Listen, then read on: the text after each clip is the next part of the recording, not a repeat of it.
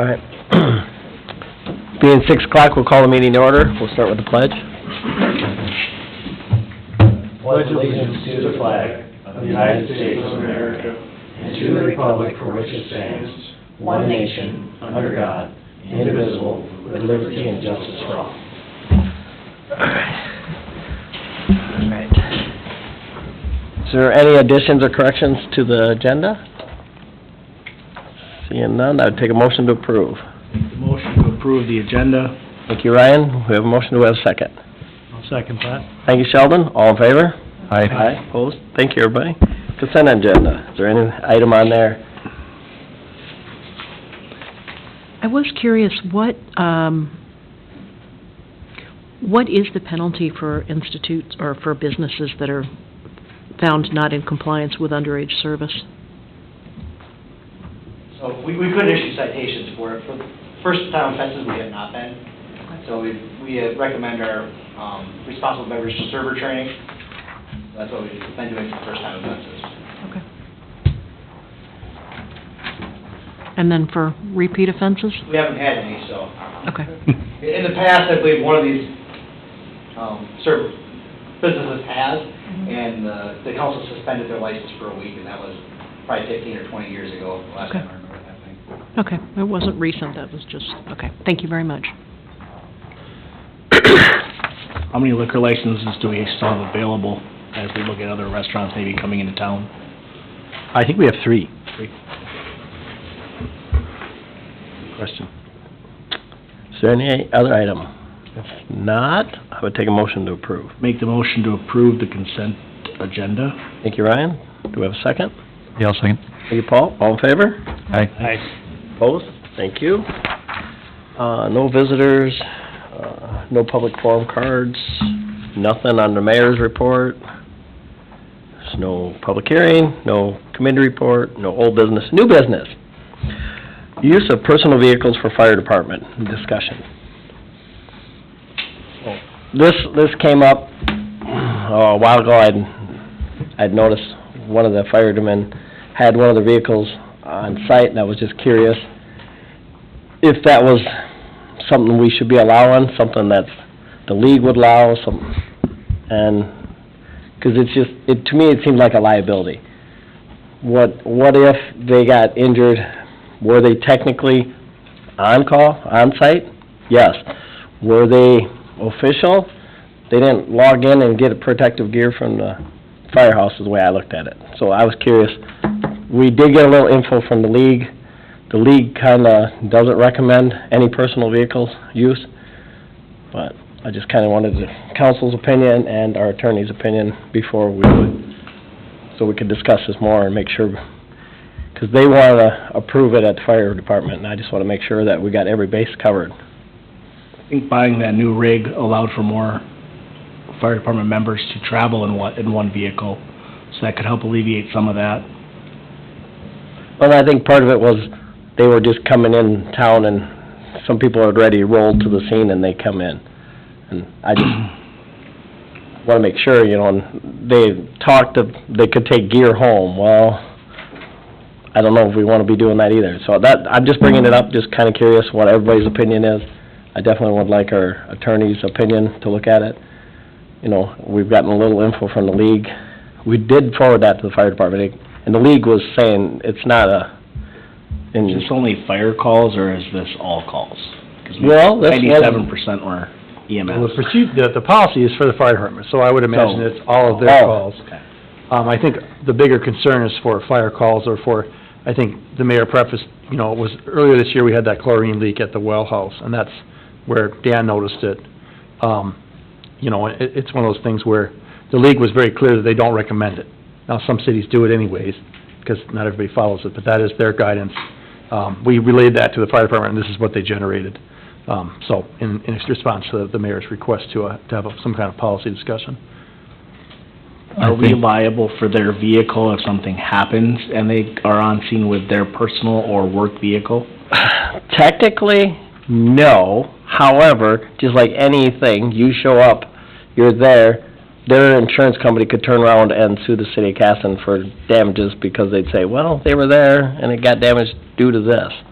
So, I mean, there's a gray area, and that's where I'd like the attorney to definitely look at it, make sure that we're covering all bases if we do allow this, because I don't want the city to, what ifs, that's what I'm always worried about, is the what ifs. The bigger concern would be what if they got into an accident on their way to responding to a call in their personal vehicle? Well, and the policy says that they gotta follow all laws, go in there. I get So- that, but if they, accidentally hit someone else and there's bodily injury, property damage, all of that going on, that's where it gets messy, Mm-hmm, mm-hmm. Would that be any different if they were going to the fire hall, though? Wouldn't we handle that the same way?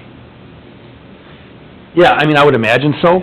I mean, because if they aren't actually at the scene yet, then right, I mean, it's their personal vehicle and their personal time, and, obviously it's different if they're in a city vehicle Yep. than it would be if they're in their personal vehicle. I mean, I think, I tend to see what the league says and go, well, what are the situations where you would have to have, why would you go there without your equipment?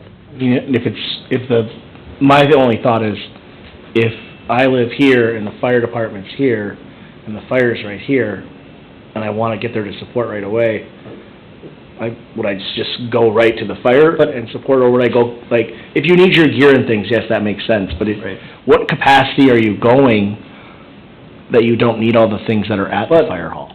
And that was my thought too, it was like, and I mean, maybe there is a circumstance, in the case of the chlorine leak, I know like the chief responded, and he didn't have his PPE or whatever. And maybe it was more of a crowd control, traffic control kind of a thing, and that's possible, but I mean, it still doesn't make, I don't. But my biggest concern is, we're all gonna say we're just going there to traffic control or guide or guidance and to tell people what to do without our gear, then all of a sudden, we jump in and we start doing it. See? 'Cause that's what you're gonna do when you're there. Your adrenaline's gonna go, you're gonna jump in and you're gonna wanna do something.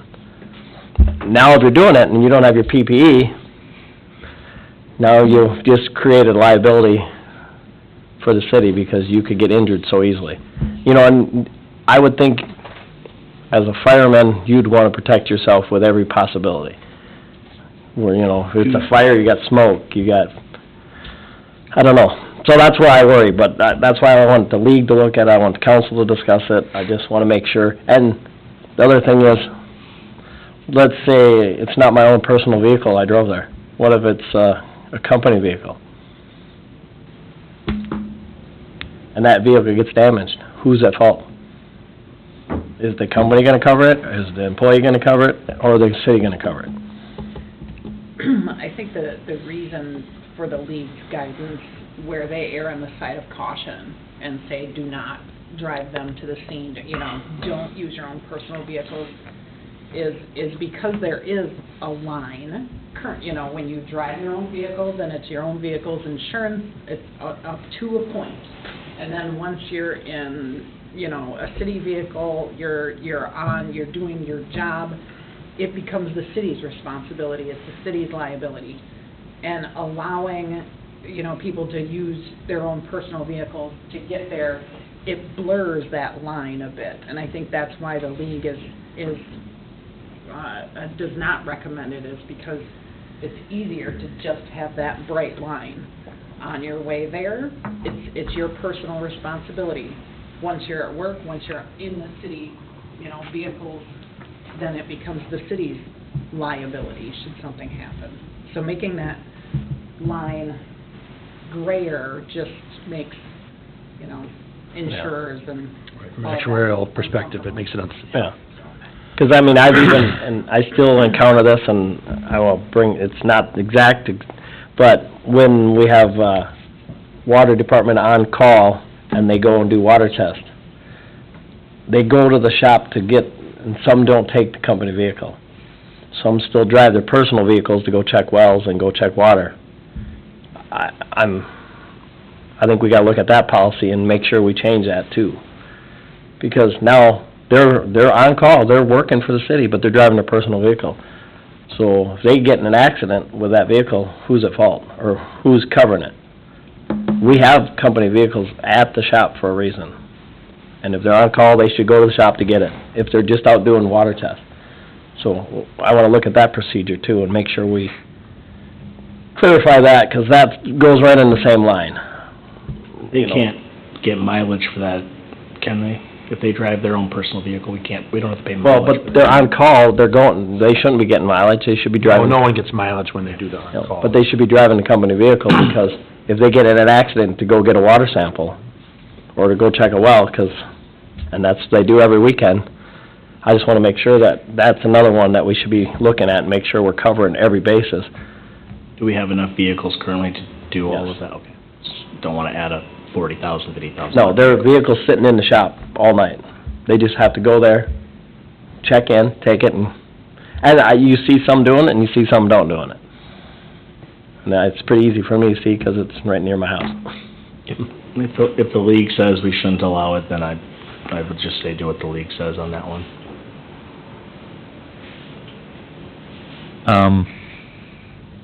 I guess on the liability standpoint, obviously, we would want to make sure that we understand fully what the ramifications are. I don't know if we are legally allowed to just have a policy that everybody agrees to when they sign up that clarifies that gray line that you mentioned. If that was the case, I think we could maybe get around that some. On the flip side, I don't know where all these firefighters are coming from. I really don't like the idea of, reducing our response time by forcing somebody to drive past the fire and then come back to it. I think that the people who get to the firehouse to grab the gear in the trucks and whatever should be well coordinated enough that they can grab another set of gear for somebody else that's coming in, in their personal vehicle straight to the scene, I would hope. So I would like to see us maintain this, but obviously we need to make that line more clear, I think. And any way we could do that, and whether it's possible or not, I don't know, but I think trying to make this work, I think, would be the better option.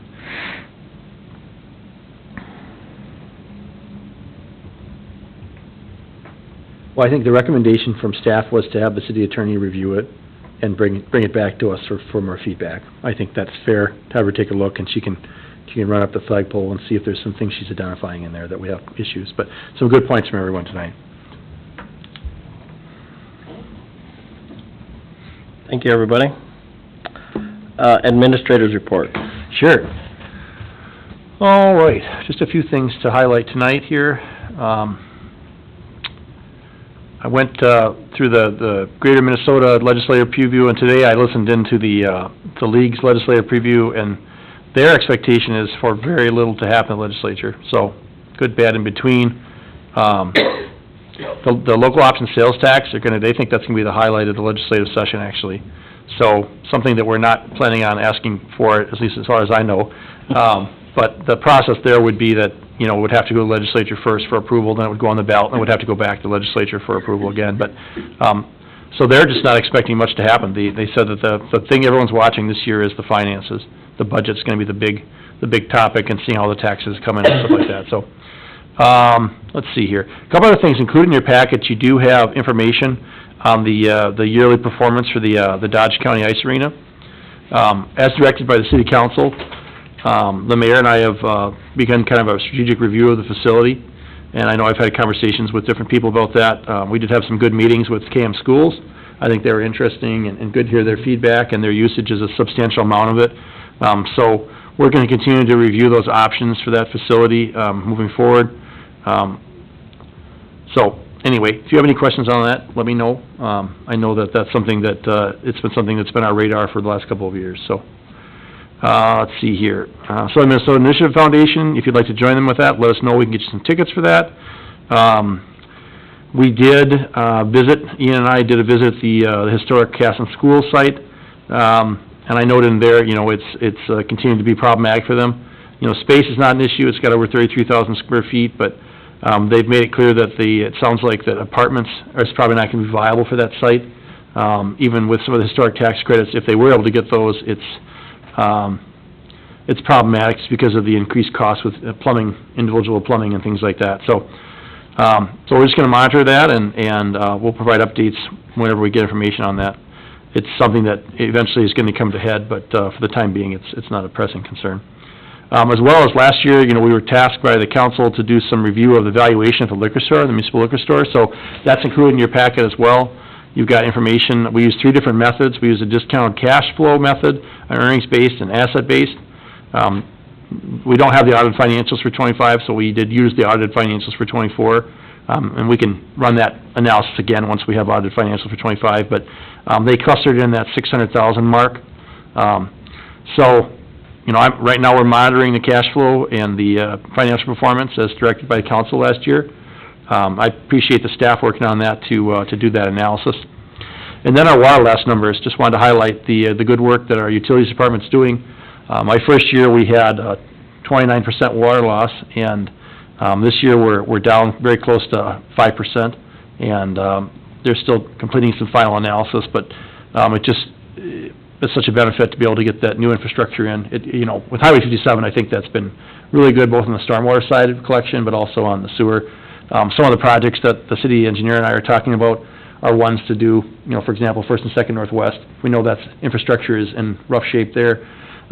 As we eliminate these areas of town that are you know, in really rough shape, it's very clear to see that it's extending the life of our sewer plant and allowing us to treat less of that stormwater than we normally would. So, let's see. I think, like I said, otherwise you've got the Coalition of Greater Minnesota Cities information in your packet, kind of what they're talking about, LGA, water infrastructure, number of items there.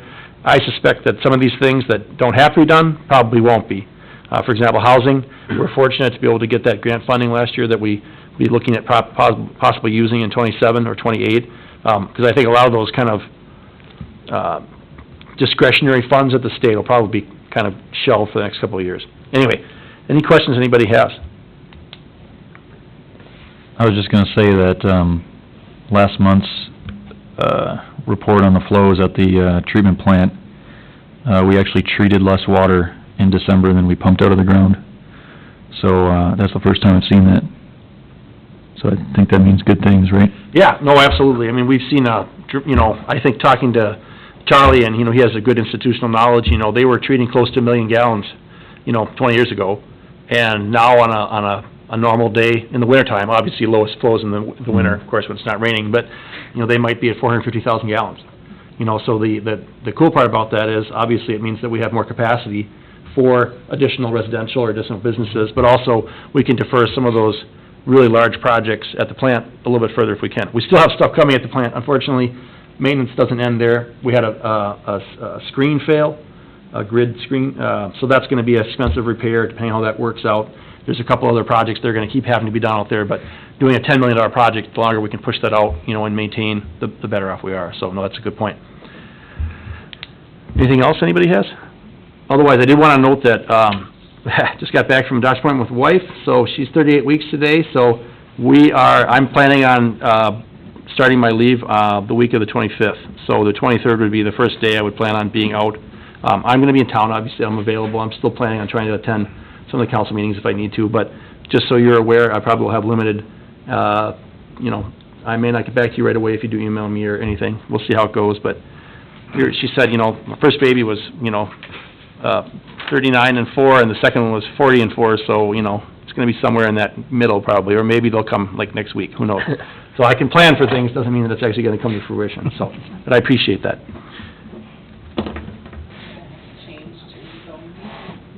What's that? You have changed to the zone defense now. 3 to 2, we're outnumbered, that's right. So it's not, I'm not looking forward to that, but it is what it is, so. Thank you, Tim. Engineers report. Yeah, well, thank you, Mayor and Council. As the Administrator mentioned, we did receive some housing grant funds to the tune of $500,000.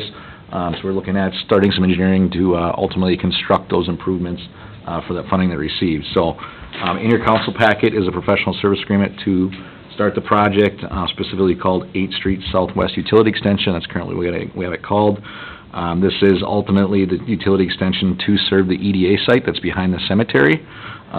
This is a former council action was to ultimately transfer that or look at selling that property to private property. The east side, you guys have sold to the Windsor Court mobile home community.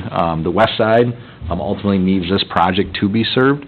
So in order for construction to happen, to have some development there, it's going to have to require this project. So that's what we have before you tonight. Ultimately, with the idea that we get this thing constructed, we get our grant funds to offset some of the cost, and then pursue private ownership of that parcel through a future sale, I think is the goal from the council. So that would this project would facilitate that.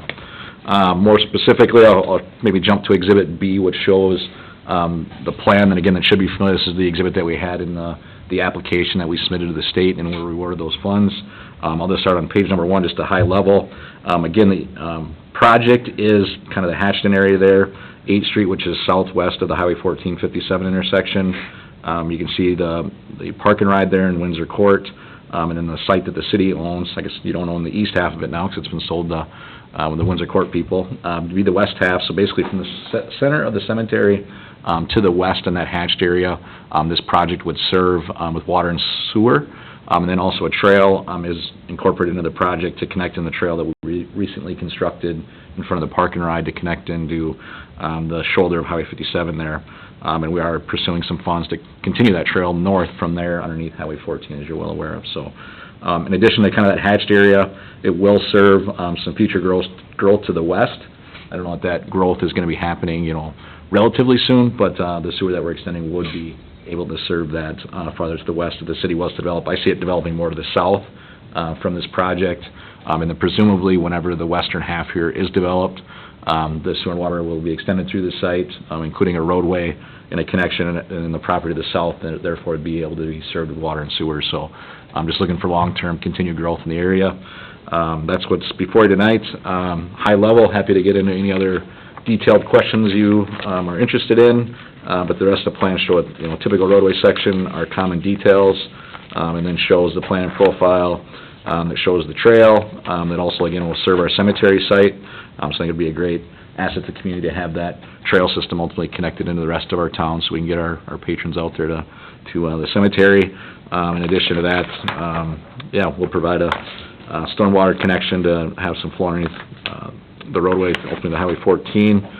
We did find that this 8th Street may be MnDOT right-of-way still from the interchange come in, so that'll be something we'll have to work through with MnDOT on constructing a trail on the right-of-way. Evidently was frowned upon, so if we're gonna continue this project, I'll have to work through and we get it permitted, or we'll turn back the right-of-way to the city. So something we learned with our last project. So I'll pause there. Any questions, comments, concerns? Happy to answer them or go into more detail if needed. One thing we did note too is that, along with extending that, utilities, the frontage road is in failure right now already. So anybody who's been down there and driven that, once you get past that second entrance from Windsor Court, you can see where it's really in pretty rough shape. So we know that this is a project, that part of it we would have had to be doing anyways at some point in time. So it seemed to make sense where we can have some cost savings when we can do both of these at the same time. Yeah, it's absolutely right. It's in pretty rough shape, so you'd be having a large sizable project to reconstruct that road. It's beyond a chip seal or a crack fill, so it's in pretty rough shape. So if you were even thinking about this project, I'd be recommending you to get the utilities out extended to serve that area if you're going to do it. So it seems to match up with road shot. Let's get utilities there. There's been previous council direction, I think this council direction, to get that into private ownership, so that's where we're at. So we're looking for a motion for the professional service agreement. I'll make the motion to approve the professional service agreement. Motion, do we have a second? I'll second. We have a motion and a second, all in favor? Aye. Opposed? Thank you. That's all I had, unless you have other questions. Thank you, Brandon. Thank you. Up next, personnel. Well, in your package, you've got two recommendations from the police chief to hire both Thomas Wagner and Aiden O'Hara. I don't know, Josh, if you want to preface anything, otherwise, I don't know what your time frame is for getting these officers in their training cycle.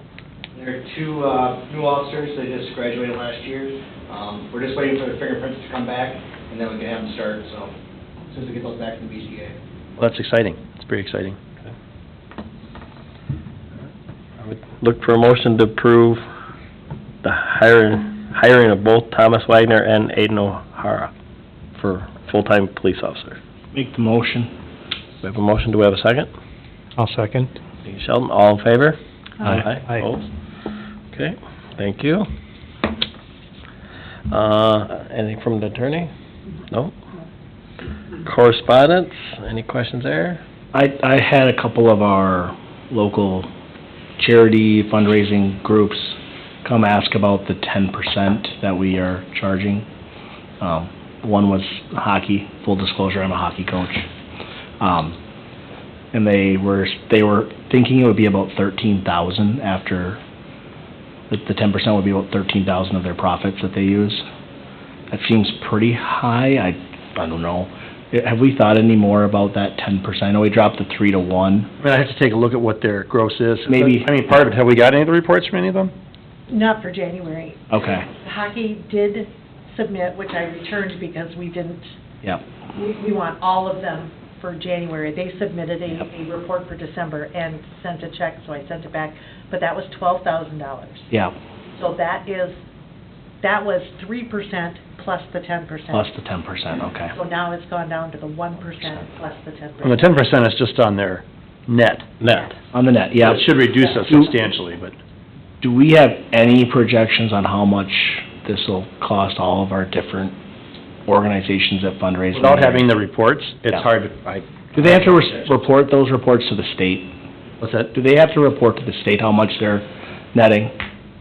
They have to do that monthly. Yeah. They have to send those LG 100 forms to the state monthly. We haven't gotten a report. We were supposed to get reports. We haven't gotten a report Yeah. in a couple of years. Yeah, from and that's anybody. from, and I'm just asking questions now, because they're gonna ask me. Is there a reason they're not giving those reports before? Nancy always did, it's something that fell through the cracks. Yep. Nancy always did it and took care of it, and then when she left, it didn't. They stopped sending them and- Transferred, and they, Yep. yeah, nobody bugged them anymore for them. And if you don't ask for them, they're not sending them to you. Yep. So, I mean, if they got any questions, they should come down and talk to Lyndon and Tim. Yeah, then that's what I did tell some of their Because board. without all the information, we can't give them an answer. Yeah, and that's what I said, I can't give you enough information, I just know that this is what we've talked about at council, and to talk to Tim Sure. about it. I mean, once we have the data, you know, we can certainly fine tune things. And part of it is, you know, We don't have. as you know, everything we've done is within the confines of state statute. If you want to reduce that, that's also up to you. Yeah, I mean, it's going towards park equipment, which we know we're yeah. $500,000 a year behind. Yeah, So, I mean, I'd like to see a year's worth of data first, and then say, okay, well, we think that we can fill this projection, and then we can move forward with a lower number. mhm. Well, that's fair, I did Oh, tell it's good them. questions, absolutely. I did tell them just to contact City Hall. I mean, I know each month is a little different too, so it may seem like a lot this month. I think, based on what I was told from the fire relief, like, theirs was negative last month. Yeah. It's like they would have a negative number reported in their number. So, I mean, not every month is gonna be that kind of a amount probably Yeah. either, so. Yep. Okay. With that, I would take a motion to adjourn. I will make the motion to adjourn. Thank you, Ryan. Do we have a second? I'll second. Thank you, Sheldon. All in favor? Aye. Thank you, everybody.